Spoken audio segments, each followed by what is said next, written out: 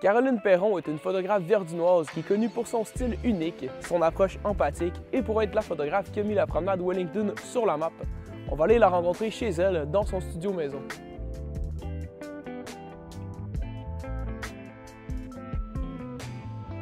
Coucou, je m'appelle Caroline Perron et je suis photographe. J'ai déménagé à Montréal quand j'avais 18 ans pour venir faire un baccalauréat en criminologie. Par la suite, à la fin de mon bac, j'ai été engagée dans un organisme communautaire qui s'appelle En Marche 12-17. Pendant que j'étais intervenante, je me suis inscrite dans un cours en photo à temps partiel. Puis à la fin de tout ça, j'aimais tellement la photo que je me suis dit, je me lance en photo puis on verra ce que ça va donner. Le fait que j'ai été intervenante communautaire, je pense que ça teinte un peu mon travail en photo. Peut-être mon regard aussi par rapport à l'espace autour de moi parce que je suis plus sensible aux enjeux qu'il y a autour de moi dans mon quartier, par exemple. Je suis aussi plus sensible au sujet qui va être devant moi. J'essaie toujours de ressortir l'authenticité dans la personne. J'essaie toujours de la comprendre puis de la rendre le plus confortable possible devant la caméra. C'est toujours une question de vibe aussi. Il faut que j'essaie d'analyser rapidement la personne, c'est quoi sa vibe. Donc, il y en a des plus gênés que d'autres, il y en a qui sont un peu réfractaires.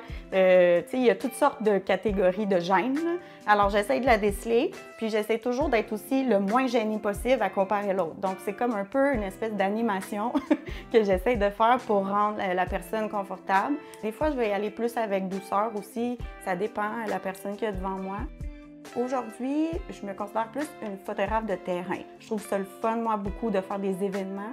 Quand j'ai ma caméra devant moi, c'est sûr que je suis un petit peu plus, je trouve, incognito, là. Ça me permet de comme me faufiler au travers des foules puis de capter un peu ce que moi je veux. Ça me permet vraiment de m'exprimer, mais d'une façon un peu plus cachée, je trouve.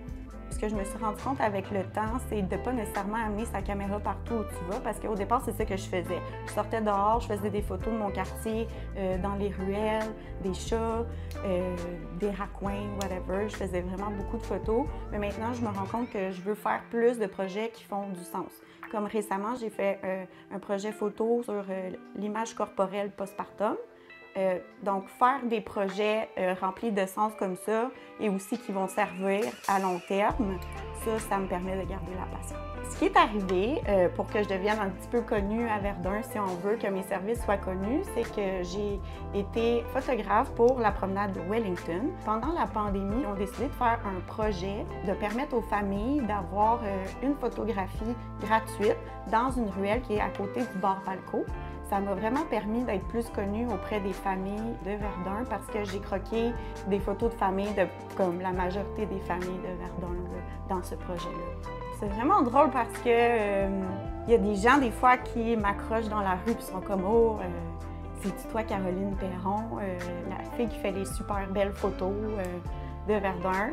Alors, c'est comme nouveau un peu pour moi que les gens me reconnaissent pour mon travail. C'est sûr que cette espèce de sentiment d'appartenance-là à mon quartier, je ne l'avais pas retrouvé ailleurs depuis mon arrivée à Montréal.